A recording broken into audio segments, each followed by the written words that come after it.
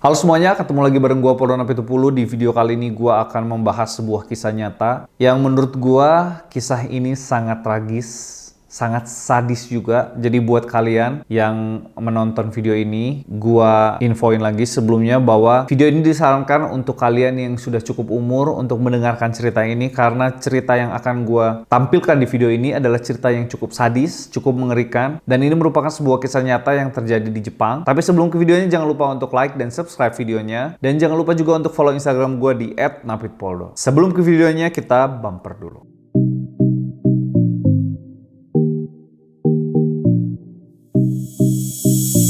Junko Furuta adalah seorang gadis berumur 16 tahun. Sama seperti gadis lainnya, ia seorang pribadi yang ceria, bersahaja, dan sangat baik. Junko adalah siswi dari sekolah menengah Misato di Saitama Prefecture, Jepang. Ia adalah seorang remaja yang cantik, tidak seperti remaja lainnya. Junko tidak pernah merokok atau minum minuman keras. Junko sangat terlihat tidak menarik di mata para remaja gangster saat itu. Namun Hiroshi Miyano menaruh hati padanya. Hiroshi memang tidak pernah menginginkan hubungan yang sesungguhnya. Ia hanya ingin bersenang-senang dengan Junko. Hiroshi biasa melakukan kekerasan di sekolahnya. Ya, tipikal bullying gitu. Ia adalah salah satu generasi muda dari Yakuza. Tidak ada yang berani menolaknya, tapi Junko dengan berani mengatakan tidak. Dan inilah awal serangkaian mimpi buruk. Mimpi terburuk yang mungkin dapat terjadi pada seorang wanita atau bahkan manusia. Pada tanggal 25 November 1988, Junko diculik oleh 4 orang remaja. Salah seorang dari remaja itu adalah Hiroshi. Dan inilah awal mula dari mimpi buruk yang berlangsung selama 44 hari. Harus melewati penyiksaan paling kejam yang mungkin pernah terjadi pada seorang wanita. Penyiksaan yang tidak pantas dilakukan siapapun terhadap seseorang. Terkadang hal buruk selalu terjadi kepada orang baik,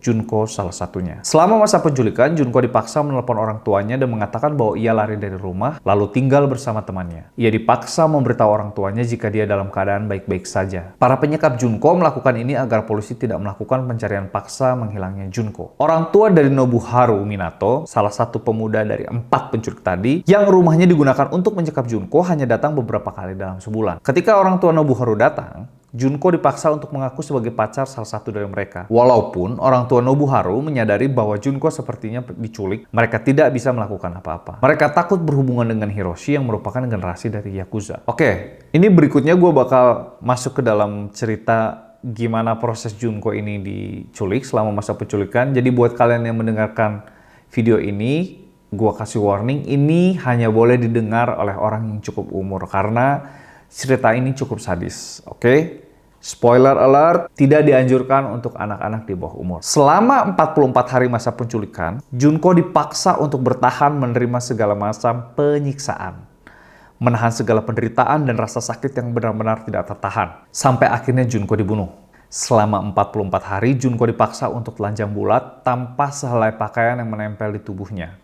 Ia diperkosa oleh lebih dari 100 orang. Penculik Junko juga mengundang beberapa anggota Yakuza untuk memperkosa Junko setiap harinya. Diperkirakan Junko sudah diperkosa sampai 500 kali. Pada titik tertentu, ia diperkosa oleh 12 orang laki-laki yang berbeda setiap hari. Selama 44 hari, Junko juga harus menerima pukulan keras di wajahnya. Mereka memukuli dengan stick golf dan membenturkan wajahnya ke lantai. 100 pria yang memperkosa Junko mengakui menikmati perlakuan mereka. Mereka sangat senang saat melukai Junko. Setelah diperkosa, Junko dipaksa untuk masturbasi di depan mereka dan tamu-tamu mereka. Mereka juga memasukkan beberapa benda asing ke dalam alat kelamin Junko, seperti botol air mineral, lempengan besi, gunting, tongkat untuk menusuk daging panggang, dan panggangan yang sangat panas. Hiroshi juga membakar alat kelaminnya dengan sebuah korek api. Junko tidak pernah diberi makan ataupun minum. Dia dibiarkan kelaparan dan kehausan, ia dipaksa untuk makan kecoa hidup. Setelah itu mereka menjepit payudara Junko menggunakan penjepit besar hingga membuat putingnya robek dan mengeluarkan darah yang cukup banyak. Junko tidak tahu apa lagi yang ia rasakan. Seluruh tubuhnya sudah dipenuhi rasa sakit dan yang. Kemudian mereka mengikat tubuh Junko dengan posisi tangan dan kaki terbuka di atas lantai. Lalu mereka menjatuhkan sebuah barbel yang berat ke atas perutnya. Junko berharap segala siksaannya berakhir, tapi bukannya berakhir. Ia malah digantung di langit rumah dengan keadaan telanjang dan dibiarkan dingin selama beberapa hari. Setelah beberapa hari, tubuh Junko diturunkan. Hiroshi meneteskan lilin panas ke atas pelupuk mata Junko lalu membakar. Setelah itu mereka menusuk payudara Junko dengan jarum jahit hingga jarum itu memenuhi payudaranya, dan yang paling menyakitkan adalah mereka memasukkan sebuah lampu bolam ke dalam kelamin Junko. Kemudian menggosokkannya hingga lampu itu meledak di dalam rahim Junko. Hal ini membuat luka robek yang sangat serius di rahim Junko. Selama masa penyiksaan, Junko berusaha keras untuk bernafas.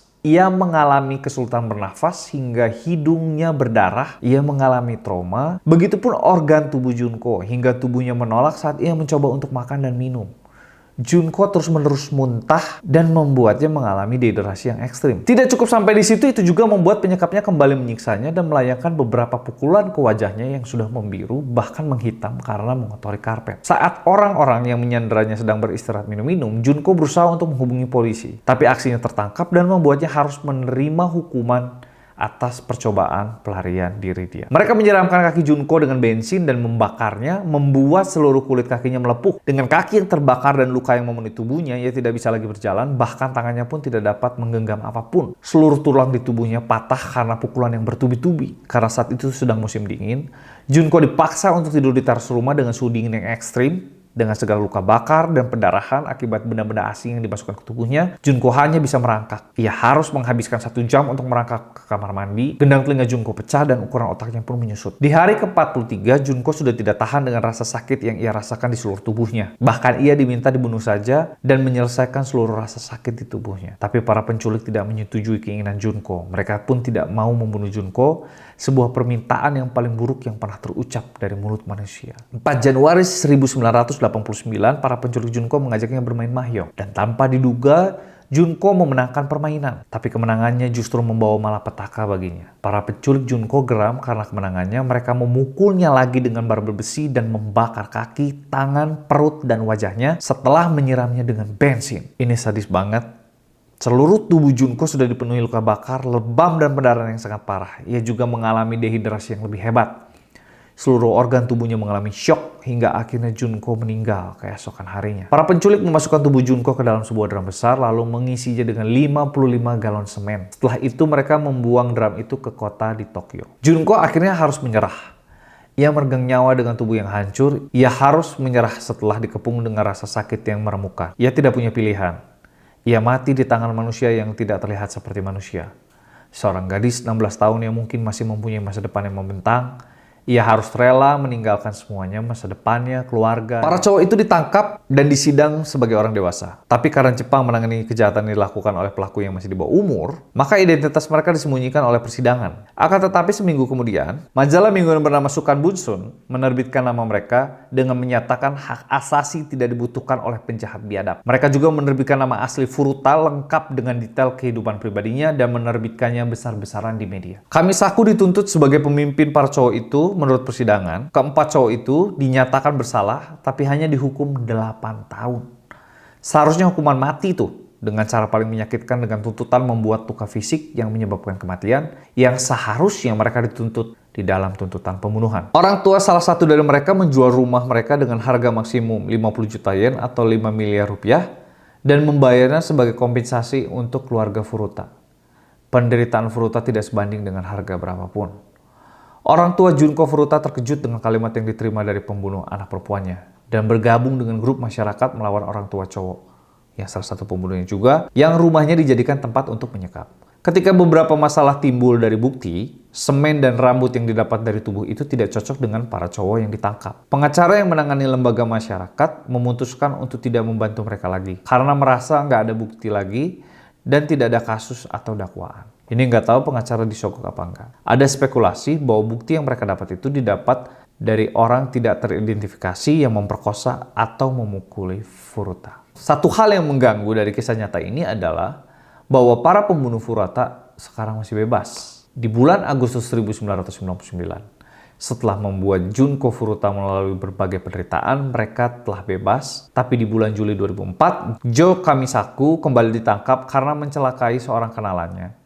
Karena dia pikir kenalannya itu membuat pacarnya menjauhi dia. Jadi ini di kasus yang berbeda, salah satu penyekap melakukan tindak kriminal lagi dengan seorang cowok karena mungkin kasus cemburu gitu. Dia memukuli kenalannya itu selama 4 jam dan bahkan sebelum menganiayanya. Dengan bangga ia menceritakan tentang perbuatannya sebelum pembunuhan Furuta yang dia lakukan kepada kenalan dia siksa tadi. Kemudian Kamisaku ini dituntut hukuman 7 tahun dengan tuduhan pemukulan. Pada kasus penculikan, pemerkosaan, penyiksaan, dan pembunuhan atas diri Junko Furuta, dia hanya dipenjara 8 tahun.